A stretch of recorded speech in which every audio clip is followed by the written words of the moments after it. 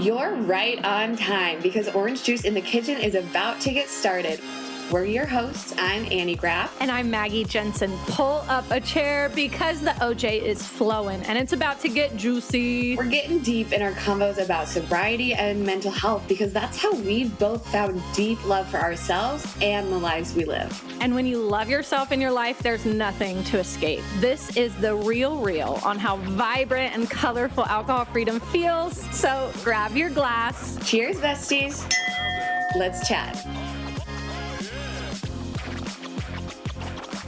Hello, we are back. OJ in the kitchen. We're getting juicy with more questions from the audience today. If you cannot see, Annie is doing a happy dance. I'm doing a happy dance because this is our favorite way to help impact you guys, is literally getting your questions and then real-time, in-depth responses. Annie, how you feeling today about the questions on the board?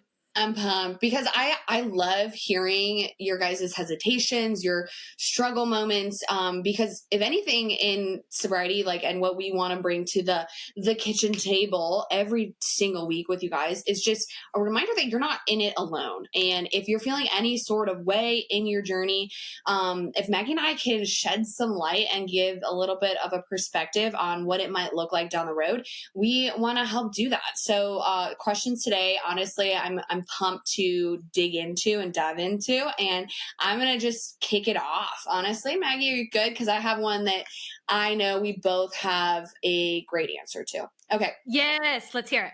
Someone asked, how do I get past FOMO? And I'm gonna kind of tag team because I'm reading through a bunch of questions here, you guys, and I'm gonna tag team that with another type of question. Let me find it.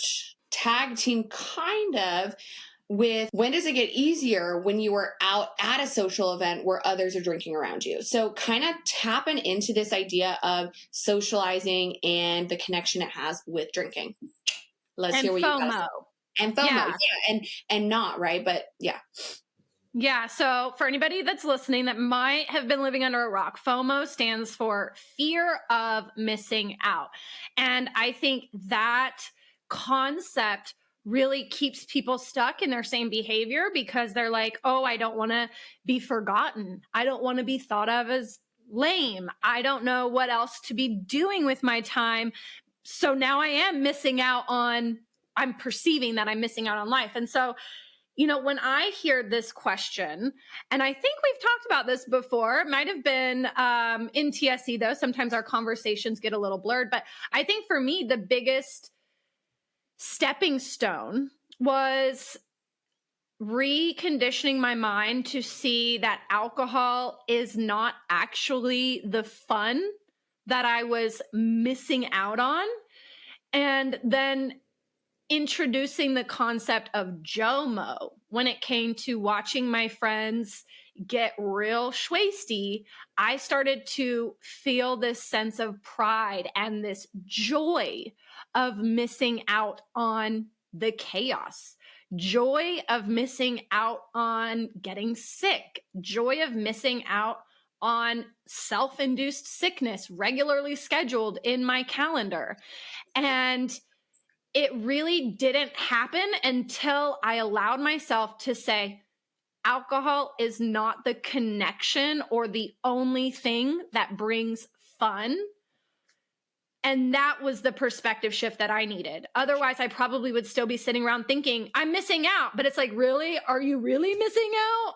Yeah, no, and exactly. That's literally the point that I connected mentally those two questions, because they might seem kind of like exact polar opposites, but that's literally what I wanted to get at kind of. And Maggie and I don't chat before we tackle these questions. So I think it's so cool that she just verbally connected that, because when we're so connected to think that alcohol allows us to socialize, it creates two different situations. Either one, we're removing ourselves entirely from all those social situations, so we're feeling like we're missing out, or we are going to giddy up and be there sober, be with all of our friends, do the same thing, and just sit there without alcohol, which if we think alcohol is like the tie-in to have a good time with our friends or socializing or at whatever type of event, then it's like, well, I'm going to go to this event, but I don't feel like I'm having any fun.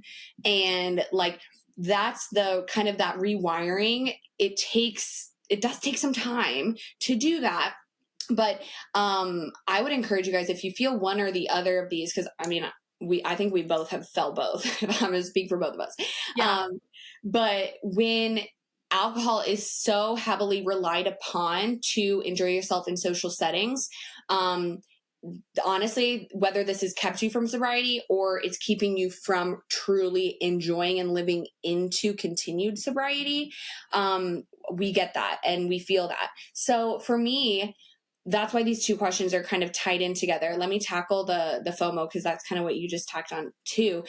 One thing that was key, like essential for me in sustained sobriety, was giving myself the permission, especially in the beginning, to completely remove myself from the environments, the social situations, the honestly, the patterns that I attach to alcohol.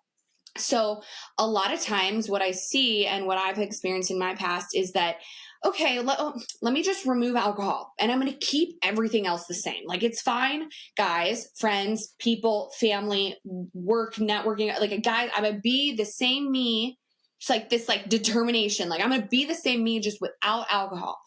And I would keep putting myself in the same situations, or be like, well, I can't be there without alcohol, so then I'm sitting at home alone. And there was nothing else, like no other options in my mind, right? So the permission to say, if you really want to find this like joy and not feel the fear of missing out, you have to create excitement in your own plans and your own intentions and the way you're spending your time, whether it be with other people or not. And what I did, and really focused heavily on at the beginning of my, now 1.5 years of sobriety, but the first, like, to be honest, like 6 months, I was like, you know what? The end of the day, that Friday bar scene at Skellig, for all you people in Dallas, like Skellig's gonna be Skelliging in 6 months. Like, the people I go out with on Thursday nights, Friday nights, Saturday nights, Sunday brunch, bottomless mimosas, they're so probably going to be there, doing the same things when I return, if and when I choose to return to that situation. But I need to spend time figuring out what else feels fun for me, what else feels enjoyable for me, what else I want to work on and spend my time and energy on first, because right now so much of it is consumed with alcohol or tied into or interwoven within alcohol. So I would encourage you guys, if you feel FOMO quite heavily, I think for me, that mental realization of like, okay, if I want to go back to it, if I want to in 6 months, if I'm just dying to get to Skellig, I can figure that out then. But right now, something that's more, on my heart to figure out is my relationship with alcohol and my sense of knowing myself and my sense of happiness and fulfillment in life and my fitness goals, my health goals, my deep relationships, So find, in the beginning phases, find something that you've maybe back shelved. If we're now going to shelf this identity, this alcohol infused identity, if we're going to shelve that, you might need to look on your shelf and see what other hobbies and passions and pastimes and connections you have kind of put on the back burner and been like, yeah, I used to dabble in art, but I'm always hungover on the weekends. And so I just never get around to opening up my art closet, or, well, I keep saying I want to lose those 10 pounds or really pick up weightlifting and gain 10 pounds of muscle, but it's just like, maybe next year, maybe next year. So what have you been maybe next yearing that you can really fully put yourself into and consume your time, mind, energy with, that doesn't lead you to the same like negative effects that alcohol has been leading you to, right? So for me, it was kind of just this like, hey, this is going to be a different season, and that's okay. At the end of the day, like, I know it's been on my heart to like figure this out, and I can hop back into the Friday bar scene at any point in time down the road. But I was on this like constant thing of like letting FOMO control my sobriety stints. And it was like 1 day, 2 day, 3 days. Okay, I can't handle it. I can't handle not being a part of the fun. And I just jump right back in. But when you're creating or trying to, and it can feel kind of hard at the beginning because you've kind of wired your brain to get so excited about that Friday night at the bar. So it can feel a little question mark. And if you guys are feeling that, go back a few episodes. We did our first episode on questions. We kind of tackled something similar to that perspective. But it might take some time in the beginning, but occupy yourself with new goals, new hobbies. Remind yourself of how much newness is out there in the world and within yourself, that fun and excitement and enjoyment doesn't only have to look like the things you found those enjoyment, fun, and excitement in for the last X fill in the blank of how long you've been consuming alcohol for, you know? So for me, it's kind of just that like breaking old ways of thinking and trying out new things, right? Aligning yourself with new people who will go on a walk with you, will go to Michael's to go shopping for your next art project, who will help you research real estate if that's what you're wanting to get into, will help you join you on your lifting sessions in the gym, you know, and get pumped up about that. Because when you can align yourself with other people, and yeah, that also causes you like, that might cause you stress of like, oh my God, I have to go meet new people. You know, you don't necessarily have to, but having other people that get excited about the things that you want to put your time and energy to now in sobriety will help you feel like, oh, well, yeah, my friends are over at the bar on Friday night, but I have Maggie and we said that we were going to go and do XYZ. And so now you're looking forward to that, you know, and it might feel a little bit different sense of like looking forward to, but start to add those things into your weekly routine. And that FOMO honestly gets less and less. The FOMO continues to dissipate. And I say this lovingly, but I think you can attest to this as well, Annie. But like when Annie and I think back to the circle of friends that we were so afraid of losing or missing out on experiences with, when we see what they're doing now, the same thing, just like you were saying, Scuttle. What was that bar? Skellig, yeah. Skellig. When I think about the people that I was so afraid of disappointing or missing out on or losing, you know, connection with, I kind of see that they're doing the same thing now, 5 years later in my journey.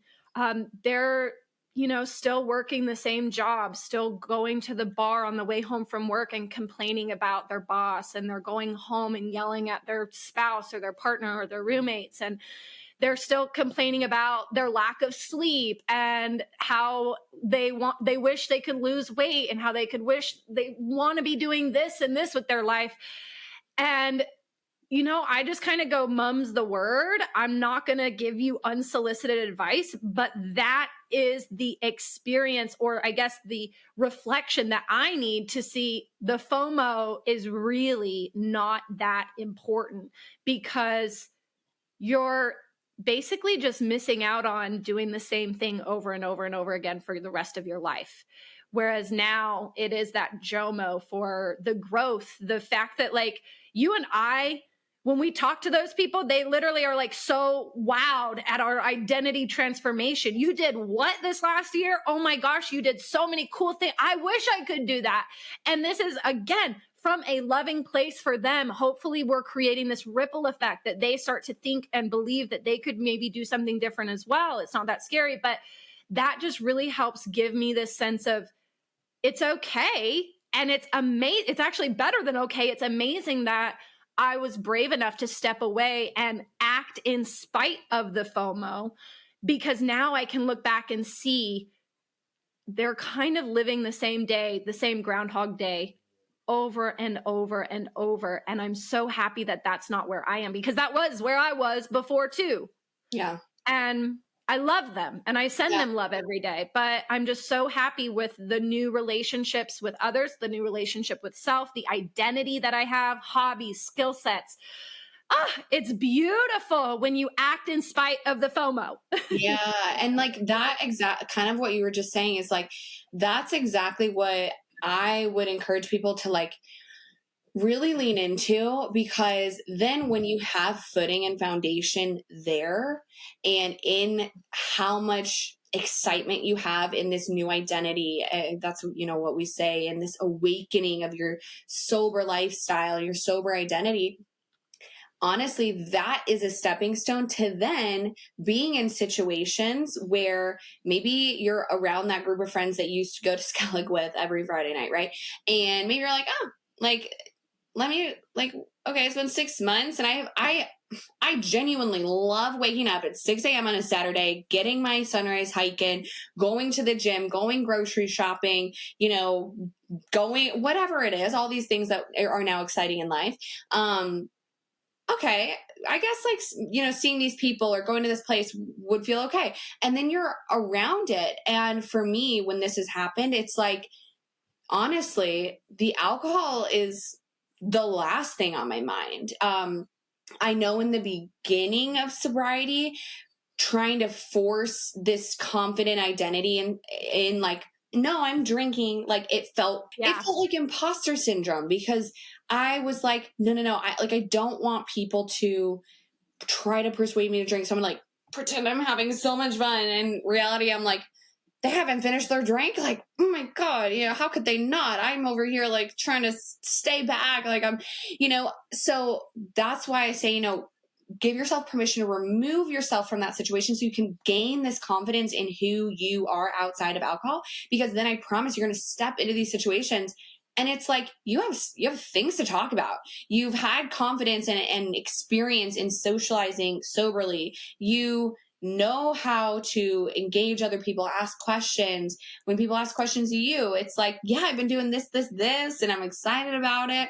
That you're not sitting there being like, what do I do with my hands now that I'm not holding a drink, and so I think gaining that confidence in honestly in who you are will make those situations where you're surrounded by alcohol, but it's like the last thing on your mind. You know what I mean? Yeah, I think it's so powerful when you do take that time for yourself to understand, then go back into it. And just what you were saying earlier, I think so many people do just carry their old identity minus alcohol into the same environment and try to force their same identity in the same conversations. And without alcohol, it doesn't fit, it doesn't align. And so there's that disconnect. And that's why we really, I mean, with the Sober Experiment members, we really encourage, don't feel bad about spending time alone in the beginning, because that's when you're going to learn what your interests are, what you're going to learn how to literally talk to people without the social lubricant. And all of those experiences are building new neural pathways so that when you do re-immerse yourself, you have the right mindset and the right social communication skills to enjoy it and be present and be curious and inquisitive, but also share your life and what's going on in a confident, proud manner so that it's fun. It's fun. Annie and I have so much fun going out and socializing and then coming home and being like, time to recharge and do my self-care. And I'm so glad that I'm not going to bed drunk with my makeup on and then waking up, like you said, Saturday, 6 a.m. for Annie. I like to sleep in until like 8 a.m. on the weekends, which is wild early compared to my past life. 2 p.m. was my wake up time.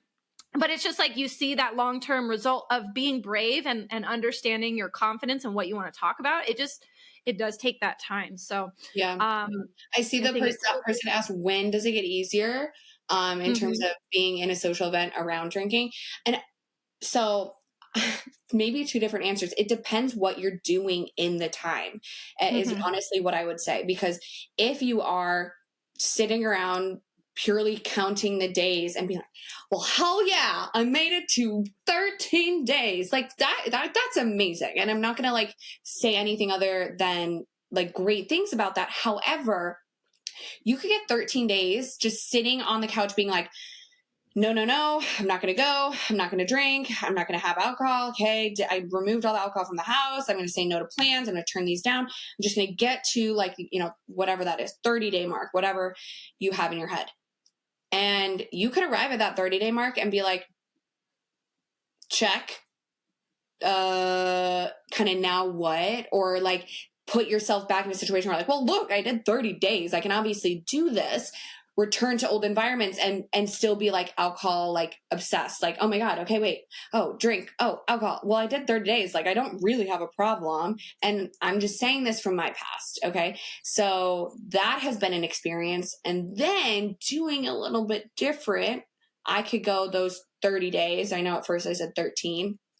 30 days maybe is a more realistic kind of comparison here, where in those 30 days, and when I have been at the beginning of this phase here, the first 30 days, understanding yourself better, taking that time to kind of separate from old situations, old environments, old versions of yourself, old habits, old patterns, and forming new connection to self, forming new identity, forming new hobbies that are exciting to you, forming new goal sets that you're going after and taking action on, forming new self-confidence in how you're showing up for yourself, that you can get to that 30-day mark and you're like, oh my God, okay, yeah, I can go to this thing. And, you know, again, that's when you get to the point where you're like, oh my, I love who I am and I'm proud of what I'm doing and I feel fucking good. And I've kind of really figured out that it's all connected.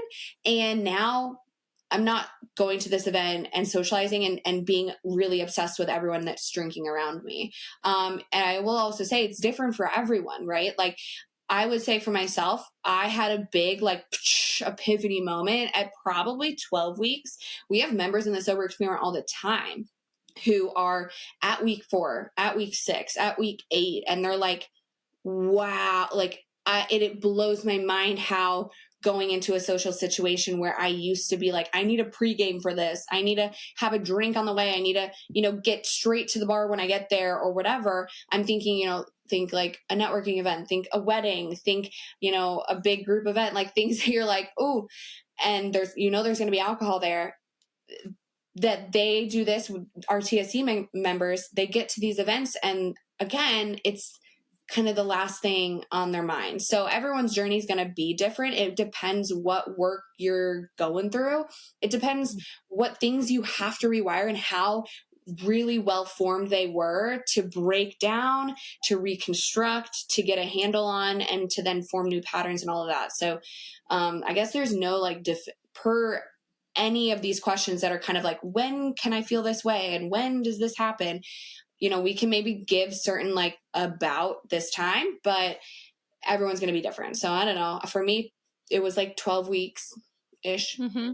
Yeah, I think it's really important to remember that time heals all is a lie. It's what you're doing with that time. And like Annie said, if you're just sitting around counting the days, you're basically continuing to hold on to that identity of, I love alcohol. I love to drink. It's what my hobby is. It's what I look forward to more than anything. And in that time that you spend away from it, how much can you start to build that new lifestyle? Literally, you know, you build the life that you love so much that you never want to escape it. So then when you are reimmersed in that drinking situation, the drinking just doesn't sound good. For me, in my first 12 weeks, I did not want to be around anybody that was drinking.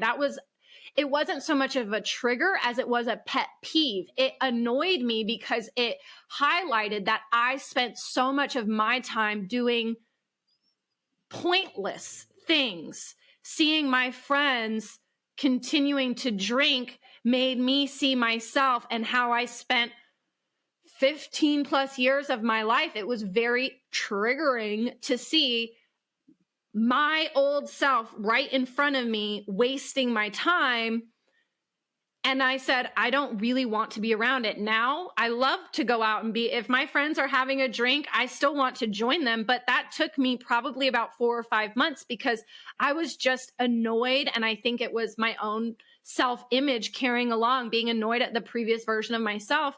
And so that's really where I had to dig in with my time, is working on my self-love and my forgiveness and the perspective that I didn't waste my entire life. I have so much more. And that made me hungry to be like, okay, and while they're out partying, I want to do this. And that was the magic ingredient that then I think it was probably about month 4, month 5. It was when quarantine started to kind of lift. We could start going out again and being in public.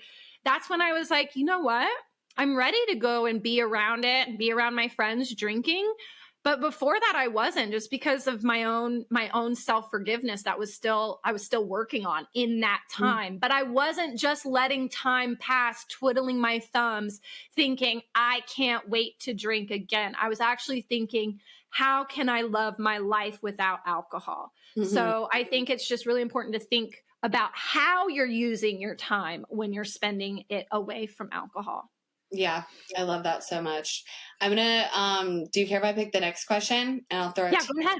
Yeah. Okay, so as we're kind of talking on the connection between socializing and friendships and community in sobriety, somebody asked, how do you find in real life sober communities, especially in a new city? The online communities I found are encouraging, but I'd love to find more in real life communities.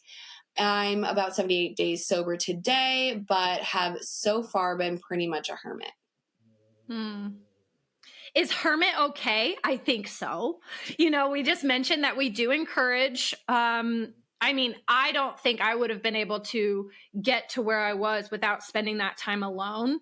It was kind of universally forced upon me with quarantine in 2020, but it was really a magic ingredient. But there is kind of this turning point where you start to crave human interaction and you start to really want to build this in-person connection. And one of my favorite ways to do that in real life is to find communities, find hobbies and groups that do not synchronize with drinking. And what I mean by that is a community group that is based in something contradictory to spending your time drinking. So what I did is I went to the library, and I know this is old school, but everybody remember this place with books, and you have a card and you go in and you can like browse the aisles, and it has this beautiful nostalgic smell to it. It's a library, and you go there in real life. And I know the library nearest me, and even back in Savannah when I first started, they had these big bulletin boards. And on these bulletin boards were flyers, like back in the day that we used to use, flyers with community meeting meetups, and they were all free. And a lot of them were targeted towards things that were health and wellness or learning or entrepreneurship, things that were almost tangential. You would think the person that enjoys this probably does not spend their free time going to the bar. So I would get involved. There was a yoga community that posted a flyer on my library billboard. There was, this is kind of fun, but a tarot card reading class. And I was like, okay, people that spend their time doing that, they're connected to spirituality. They probably aren't going out and then going drinking. And of course, sometimes you will find, hey, you go and you have this event with them and then they might go get mimosas afterwards. That doesn't mean that you have to go. It doesn't always ensure 100% sobriety amongst them, but it's a different hobby, a different way to use your time. And most of the time, those people that are going to free community meetings on a Sunday morning or a Thursday night, they are looking for things that do not involve alcohol. So it happens to just kind of synchronize beautifully that you get involved in something unrelated to alcohol, which continues to help you build an identity that is not related to alcohol. And then you meet people that value things more. And I think I got most of my valuable connections in real life from people that don't really think about alcohol. They don't struggle with sobriety. They're just like, oh yeah, I don't really drink because I love to do my yoga and I love to go to this class at the library and I love to host meetups. And that's where they spend their time. They're not sitting thinking, I can't drink. They're thinking, what am I going to do with my free time? And that's really what got my mind to work so beautifully in that direction. And I think if I would have joined a quote unquote normal, traditional sobriety community, it's you meet at a restaurant or at a, I don't know, a church, and you sit and you talk about alcohol. And I realized talking about alcohol made me want it more. So how do I get plugged into communities where we're talking about other things? So I can see Annie, she's ready. She's got some thoughts.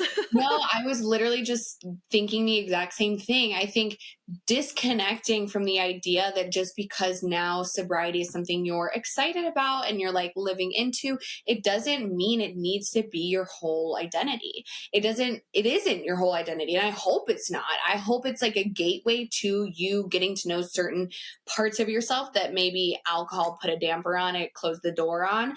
But hopefully you are experimenting with life alongside sobriety and tapping into new interests and new ways to spend your time so that you can start to make those really deep and exciting connections. So as you're leaning into this sober identity and experiencing life in a new way that maybe you haven't before, I hope that just gets you to have the connection outside of sobriety, right? I think like Maggie was so spot on when she said that she didn't pursue quote unquote stereotypical sober communities, because then that ultimately was the main source of connection, which means you're going to probably talk about what's connecting you guys, right? So if it is sobriety, you might end up talking and spending time, spending energy, spending mental, capacity on memories and experiences tied to alcohol, which honestly just probably isn't very conducive to leaning into this new identity. So what I would really say is just kind of like disconnecting from the idea that just because you're not drinking now means that anybody you associate with has to also be sober. Instead, start to recognize these new parts and these new exciting things about yourself that you're loving and connect with people in those areas. So whether that, and like Maggie said, hopefully the things that you're getting excited about are aligned with living a sober lifestyle, but they don't necessarily have to. I think for me, it's like the more I can be so excited about whatever that is, that passion, that thing, like let's take art, for example. I'm not going to say everybody's who's doing art or going to a ceramics class are also sober. However, when I connect with somebody who's also interested in art or ceramics or whatever that is, that becomes the connecting and the exciting connection that I'm forming with them, that we can continue to cultivate and build a relationship and spend time together in that way. Or, you can think of communities. So like the whole entire class doesn't have to be one-on-one. But then whether they're drinking or not, you're still enjoying what you're doing, A, B, who you're surrounded by, C, the conversation that you guys are engaging in, and it makes the whole experience so much more, honestly, just conducive to real socializing. We just want to get you guys kind of out of the mentality, if you've ever thought that, oh, just because I'm sober now means like I can't socialize like I used to. You 100% can. And honestly, you could probably do it better sober than you were when you were drinking. But not all of your connections in your entire life need to be living a sober lifestyle, I guess would be my biggest thing. I absolutely love that question. And I think it's so important to think through and to just hear a different perspective on, because maybe that's keeping you from actually really leaning into sobriety and the joy of life and leaning into this awakening, right? So anyway, we are gonna close it here because we could go on and on and on about these questions and the answers, but we will be doing more episodes with frequently asked questions. So if you have anything, just feel free to shoot us a DM, feel free to reach out to us, ask us your questions, share your struggles with us. I promise you, you are not alone in this, and we are all out here doing our best. And if we can provide any sort of love and support, we want to do just that. So that's all for today, guys. Love you lots, and you'll hear from us next week on OJ in the Kitchen.